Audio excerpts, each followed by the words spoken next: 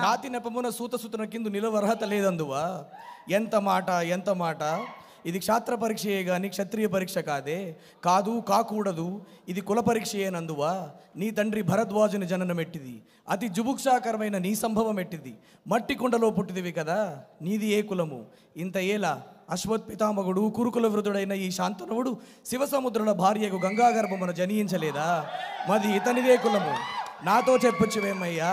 మన వంశమునకు మూల పురుషుడైన వశిష్ఠుడు దేవవేశియగు ఈ ఊర్వశీ పుత్రుడు కాదా.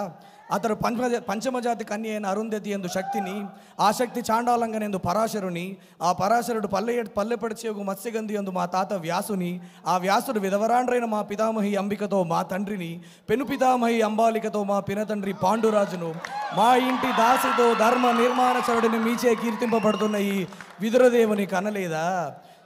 క్షేత్ర బీజ ప్రాధాన్యములతో శంకరమైన మా కురువంశమం ఏనాడో కులహీనమైనది కాగా నేడు కులము కులము అని వ్యర్థవాదం ఎందులకు. Thank you thank you.